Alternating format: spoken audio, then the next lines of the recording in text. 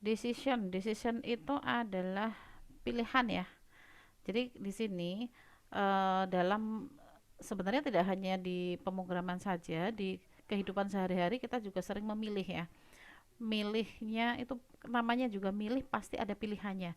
Nggak mungkin kalau tidak ada pilihan itu dia harus milih ya. Pasti ada pilihan. Ya minimal ada satu pilihan. Kalau nggak ada pilihan sama sekali mau ngapain, nggak ada yang dikerjakan ya. Nah di sini adalah disebutkan materinya adalah decision structure atau struktur eh, pemilihan atau struktur percabangan ya. Struktur percabangan itu ada eh, dua yang kita gunakan, yaitu ada menggunakan if, ada menggunakan switch case. Nah, cuman if itu nanti bentuknya ada banyak. Ada yang if saja, ada yang if else, ada yang if else if, itu jenisnya seperti itu. Dan switch itu hanya satu. Jadi kalau untuk jenisnya hanya ada dua, if dan switch. Kalau bentuknya nanti ada banyak. Karena if itu sendiri nanti strukturnya bisa tidak lebih dari satu. Tidak hanya satu tapi lebih dari satu. Dan di sini untuk istilahnya decision itu adalah percabangan. Percabangan juga nanti ada istilahnya percabangan bersarang atau percabangan di dalam percabangan. Milih di dalamnya nanti juga ada milihnya lagi atau pilihan di dalam pilihan gitu ya. Nah, di sini untuk struktur percabangan yang pertama, di sini hanya ada satu kondisi yang bernilai true saja. Jadi dia hanya akan mengerjakan yang bernilai true saja. Nah, ini bentuk flowchartnya seperti ini. Kemudian ini bentuk pseudocode-nya, kemudian ini bentuk codingnya. Nah, untuk bentuk strukturnya, untuk bentuk flowchartnya kemarin sudah saya jelaskan untuk simbolnya ya. Untuk decision atau pilihan simbolnya seperti ini. Jadi ini isi dari syarat yang nanti akan kita pilih. Milihnya di sini kebetulan hanya satu kondisi, berarti hanya yang bernilai true saja. Kalau dia bernilai true, maka dia akan mengerjakan statement. Tapi kalau dia tidak ada pilihan lain selain true, dia lari ke statement yang lain. Nah, untuk pseudocode-nya di sini if condition then statement and if selesai. Karena dia akan mengerjakan satu kondisi saja yang bernilai true. Kalau yang nilainya false dia tidak akan mengerjakan apapun. Nah, bentuk di C-nya di C++ di sini if condition kemudian di dalam kurung statementnya apa. Nah, jadi sudah mirip-mirip dengan coding tetapi berbeda ya. Kalau mirip ya susunannya mirip. Kemudian kalau yang berbeda, bedanya di sini kondisinya, di sini kondisi variabelnya nanti apa. Kemudian penulisan di isinya kan ada tutup kurung, buka kurung kurawal dan seterusnya. Di sini di pseudocode-nya nggak ada, tapi kalau di bahasa pemrogramannya nanti ada. Nah, ini ada contohnya. Kalau yang bentuk pseudocode, program test if, kemudian deklarasi x sama dengan integer, berarti x itu nanti dia akan dikenali sebagai tipe data integer. Kemudian algoritmanya x itu nilainya 90 ya. Jadi x itu diberikan nilai 90. Jika x lebih besar dari 90, maka di sini akan dicetak pas ya. Jadi di sini hanya akan menyeleksi jika nilainya itu lebih dari 80, dia akan munculkan kata pas. Kemudian untuk yang C++ bentuknya di sini integer main, kemudian deklarasi integer x, kemudian x diberikan nilai 90, jika x lebih besar dari 80 maka dicetak pas, return 0 atau selesai. Ini bentuk dari C++ nya. Kemudian di sini ada struktur yang if else di struktur if else ini di mana kondisinya itu dia memiliki nilai true dan ketika dia bernilai true maka dia akan mengerjakan nilai yang ada di blok kodenya true atau statement yang bernilai true. Tetapi jika dia bernilai false maka dia akan mengerjakan nilai yang false karena dia mempunyai dua kondisi true dan false. Nah, di sini untuk bentuk flowchartnya ini adalah pilihannya atau kondisinya, ini syaratnya yang ada di sini. Kalau dia bernilai true, dia akan kerjakan blok yang bernilai true. Kalau dia bernilai false, maka dia akan mengerjakan blok atau statement yang bernilai false. Bentuk pseudocode-nya di sini if condition then statement else statement in if and if. Jadi di sini jika kondisinya true, dia kerjakan yang ini. Kalau dia kondisinya true, maka dia kerjakan statement yang true, tetapi yang else yang bawah ini dia tidak akan dikerjakan, dia akan abaikan. Tetapi kalau di sini kondisinya bernilai false, ini dia akan lari ke else. Dia ngecek lagi kondisi yang berikutnya, dia tampilkan atau dia akan baca statement yang bernilai false. Dengan C++ juga sama di sini. If condition kemudian statement yang bernilai true, else kemudian statement yang bernilai false. Kemudian di sini untuk implementasinya ada program test if else. Deklarasinya di sini ada variabel x, tipe datanya adalah integer, nilainya masih sama ya. X itu nilainya adalah 90. Jika x itu lebih besar dari 80, maka cetak pas. Kemudian jika selain, nah else itu artinya selain ya. Selain yang mana? Selain x lebih besar dari 80. Kalau x-nya tidak lebih besar dari 90, maka dia akan menampilkan not passed. Jadi else itu bacanya adalah selain. Selain yang mana? Selain syarat yang ada di setelah if. If yang pertama ini adalah syarat. Jadi kalau yang else itu selain syarat ini, ya. Berarti selain syarat ini maka yang dikerjakan adalah pernyataan atau statement yang ada di bawahnya else. Nah, di sini bentuk dalam C++ nya adalah in main, kemudian ini di program utama ya, jadi tidak dituliskan dari awal dari header file, jadi langsung in main. Kemudian integer x nilainya adalah 90. Jika x itu nilainya lebih besar dari 80, maka ditampilkan kata pas. Kemudian selain yang mana? Selain x lebih besar dari 80, maka tampilkan kata not passed. Return 0. Selesai. Ini untuk yang dua kondisi. Kemudian di sini ada struktur yang masih if lagi, tapi strukturnya ada if, else, if. Berarti dia ada syaratnya lebih dari satu. Kalau if-nya tadi satu, dia syaratnya hanya satu, maka statementnya bisa hanya true saja, atau satu syarat statementnya nanti ada true dan false. Nah, kalau yang ini strukturnya statementnya nanti ada dua syaratnya. If-nya ada dua, berarti if syarat yang pertama, kemudian else if syarat yang kedua. Nah, ini untuk gambar flowchartnya. Syarat yang pertama di sini, kondisi yang pertama, jika true maka tampilkan ini statementnya.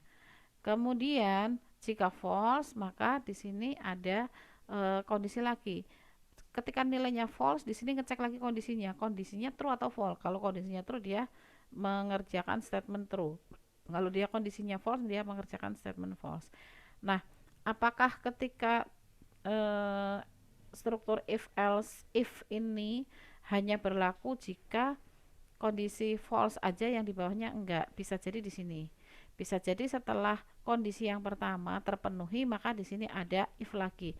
Itu tidak ada ketetapan ya, ketika untuk yang dua statement ini ketika nilai false nanti baru ada kondisi lagi, tetapi yang di true itu enggak ada ketetapan, artinya sesuai dengan kasusnya.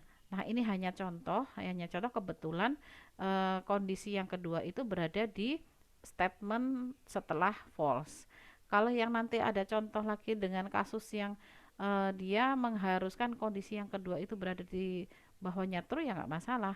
Atau bahkan dua-duanya, kalau misalkan false ngapain untuk kondisinya, kemudian kalau true nanti juga ada kondisinya lagi. Itu juga tidak masalah, karena memang itu strukturnya statementnya nanti ada banyak dan kondisinya juga ada banyak. Kemudian untuk pseudocode-nya di sini if kondisi, kemudian then statement s. Kalau kondisinya di sini bernilai true, maka kerjakan statementnya. Tetapi jika kondisinya berbeda dari sini, maka dia kondisi yang lain. Tetapi jika kondisinya lain atau kondisinya yang kedua ini terpenuhi, maka kerjakan statement yang kedua. Kemudian and if. Jadi di sini kondisinya atau syaratnya ada dua. Syarat satu kalau tidak terpenuhi, maka dia akan lari ke syarat yang kedua. Ini syarat yang kedua. Kalau bentuk C++-nya di sini if condition statement true. Kalau kondisi yang pertama bernilai true, tampilkan ini. Maka yang bawah abaikan. Kalau ternyata kondisi yang di sini bernilai false, maka ini akan diabaikan, tetapi dia langsung ke else if. Cek lagi else if-nya kondisinya apa atau syaratnya apa di sini. Else if syarat yang kedua dicek. Syarat yang kedua true atau false. Kalau syaratnya di sini yang kedua true, maka tampilkan atau kerjakan statement yang di bawahnya true. Maka bawahnya else dia akan abaikan. Tetapi kalau misalkan kondisi yang kedua di sini syaratnya bernilai false, maka dia kerjakan di bawahnya else. Maka selain dua syarat ini, maka kerjakan statement yang terakhir. Di sini kan syaratnya satu, ada syarat dua. Jika syarat 1 dan 2 itu tidak terpenuhi, maka dia larinya ke sini. Kemudian bentuk contohnya ini untuk yang 2 ya. Ada deklarasi integer, kemudian X sama dengan 90. Jika X lebih dari 90, maka perfect. Tetapi jika X itu nilainya di atas 55, maka good. Tetapi jika nilainya itu tidak di atas 55, tidak di atas 90, maka dia bad. Jelek ya. Jadi artinya nilai X ini berapa? Nilai X yang dimasukkan itu adalah nilai-nilai, kalau nilai tersebut lebih yang dimasukkan atau yang diinputkan ke dalam X itu lebih dari 90, ya dia berarti kan masuk keterangan yang pertama. Tapi kalau nilai yang dimasukkan itu tidak masuk ke dalam kriteria yang pertama, maka dia ngecek ke kriteria yang kedua. Dia lebih besar dari 55 enggak? Artinya 55 sampai dengan kurang dari sama dengan 90 ya, karena di sini kan batasnya adalah lebih dari 90. Kalau di sini 55 ke atas sampai dengan 90 baru dia masuknya kriteria yang kedua, berarti dia good.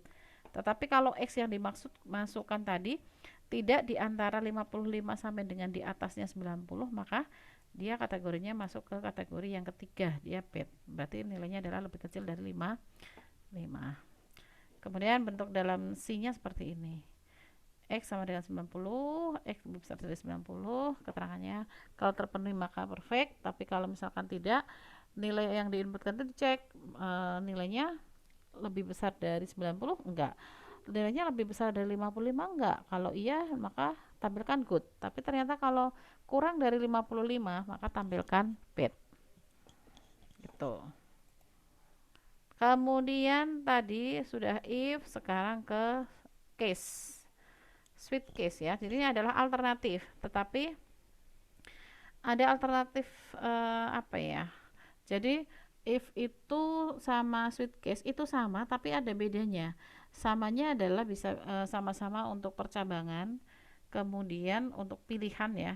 Tetapi perbedaannya belum tentu semua kasus yang diselesaikan dengan if itu bisa diselesaikan dengan switch case. Kenapa seperti itu? Karena switch case itu memiliki syarat.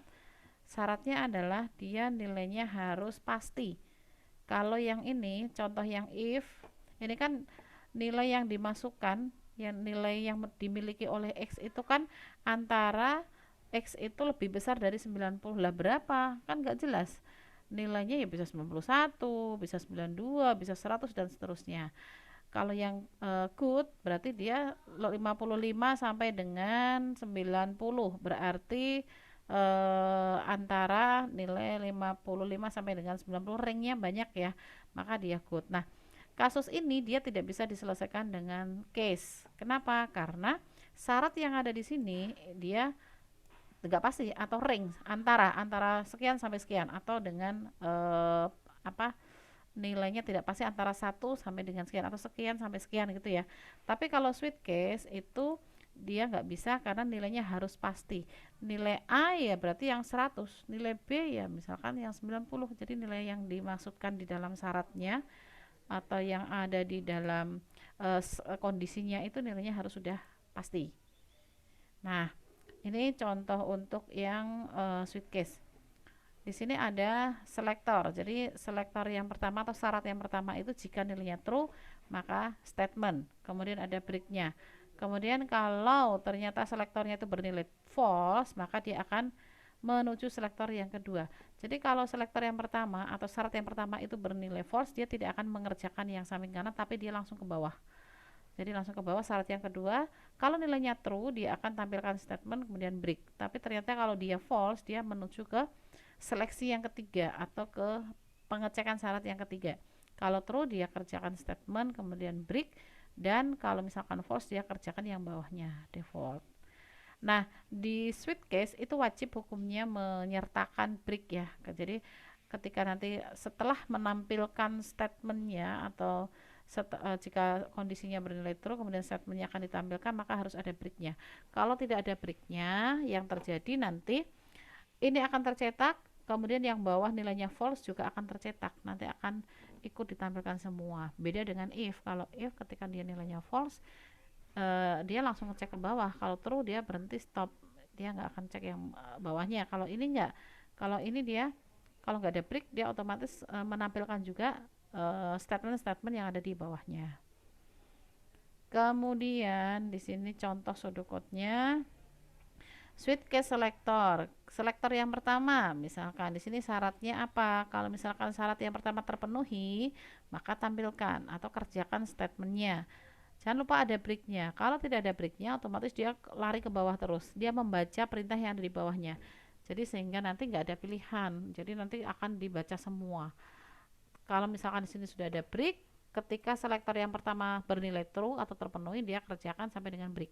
Tapi kalau bernilai false, dia kerjakan ke selektor yang kedua. Kalau misalkan true, kerjakan lagi sampai break. Tapi kalau misalkan dia tidak true atau false, dia mengerjakan yang di bawahnya break. Nah, alternatif yang lain di sini menggunakan default. Kalau yang if kan else ya yang terakhir. Yang terakhir else, kemudian defaultnya apa? Ini juga sama, ini default. And switch. Kalau yang tadi and if ya. Nah, ini dalam bentuk switch, dalam bentuk C++ nya switch case selector. Kemudian di sini isinya adalah variabel untuk syarat ya. Jika selektor 1, jadi di sini jika nilai yang terisi dalam case selector itu bernilai true, maka tampilkan ini break. Tetapi jika di sini nilai selektor atau nilai yang ada di dalam variabel case selector itu bernilai false, maka dia kerjakan case yang kedua. Nah, case yang kedua di sini kalau true, kerjakan lagi statementnya. Kemudian kalau nilai yang ada dalam selektor 1 dan 2 bernilai false, maka dia akan kerjakan statement yang terakhir atau di bawahnya default. Jadi di sini itu isinya adalah variabel, kemudian case atau selektor 1 di sini. Case selektor 1 adalah nilai-nilai yang nanti akan diisikan dalam variabel case selector. Gitu. Ini contoh penerapannya dengan pseudocode. Ada program konversi, kemudian ada deklarasi. Di sini deklarasinya ada dua variabel, ada x, ada n. X-nya tipenya integer, n-nya tipenya karakter. X nilainya 3, n nilainya e. Di sini ada selektornya, ada variabel selektor ya. Di sini case selektornya namanya x. Variabel case selektornya adalah x. Kemudian case 4. Jadi 4 ini adalah angka yang mungkin akan mengisikan x ya. Jadi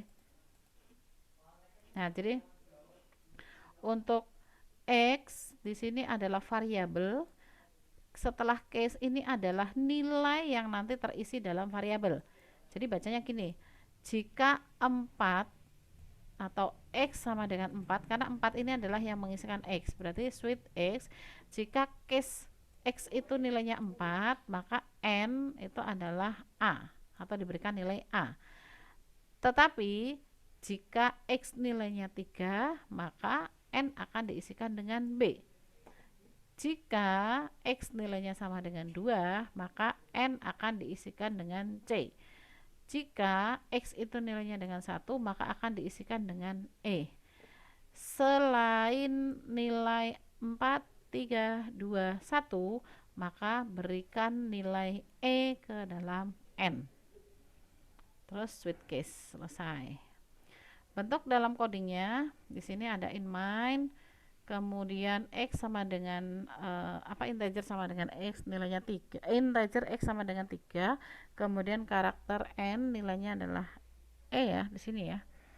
Nah, di sini selektornya adalah x sama ya. Ini variabel x. X ini nanti kemungkinan isinya hanya ada 4, 3, 2, 1 sama dengan yang ada di pseudocode. Jika X nilainya 4, maka tampilkan N-nya itu dengan A. Jika tidak, nah di sini alternatif yang kedua, jika nanti X itu nilainya 3, maka berikan nilai B pada N.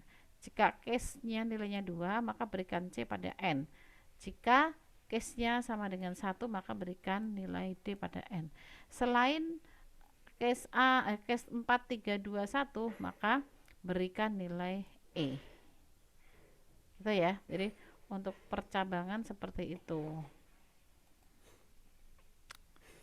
Nah, di sini sama seperti tadi ada perbedaannya antara case dan if.